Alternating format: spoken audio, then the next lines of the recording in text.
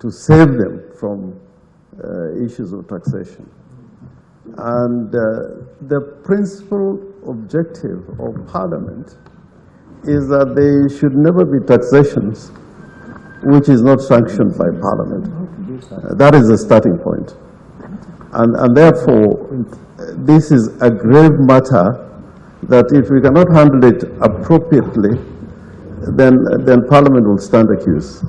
And the distinction as to whether it is the National Assembly or the Senate is the one responsible is purely academic, as far as I'm concerned. And Mr. Chairman, you know, even the clarifications that you made in the House last week went a long way in giving some kind of clarity on this issue. But as matters stand now, this is a matter in which, you know, a parliament like this can be characterized as toothless, without authority, and we are in circumstances in which we fail even in terms of oversight. And we also fail as lawmakers. You know, reading the Constitution, both in terms of taxation, no tax can be levied without authority of Parliament. No expenditure can be made without authority of Parliament. So when we are being blamed, you know, the public are correct in blaming the National Assembly and the Senate. And it's not a party matter. It is an institutional matter.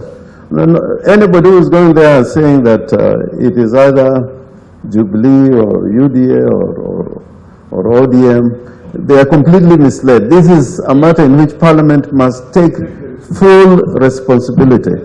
And Mr. Speaker, Mr. Chair, I'm beginning to feel that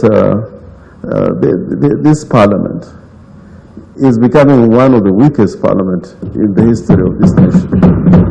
You remember when we had a crisis in the Grand Coalition government, the Parliament of Marende, Parliament was able to stand firm, you know, against executive overreaching its authority and responsibilities.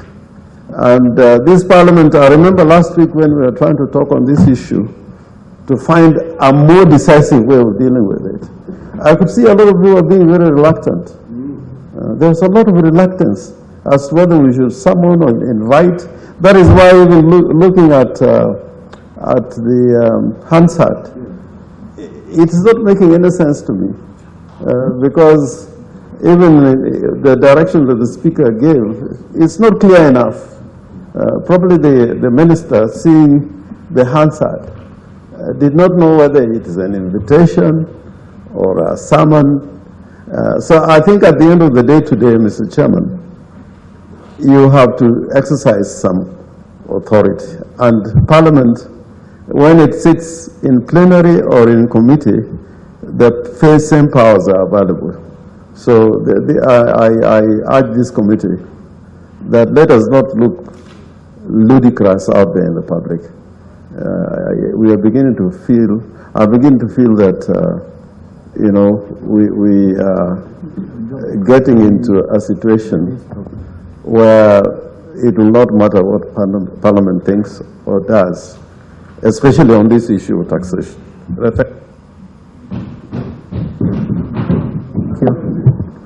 Yeah, thank you. Thank you, Mr. Chairman. Mr. Chairman, as a member of this committee, I'm saddened that whatever was happening in the committee is exactly now happening at the committee of the whole. Chairman, you know, this is not the first time we're asking about fuel price hikes and things like this. As you know, in our committee, we've been following up on this to no avail. Now, the question I'm asking myself, Mr. Chairman, is that maybe we shouldn't even be looking at this crisis. Whenever a crisis persists, we should be asking who is benefiting from this crisis. And this person cannot be the Kenyans. It's definitely somebody somewhere is benefiting. So Mr. Orengo just reminded me that crude fuel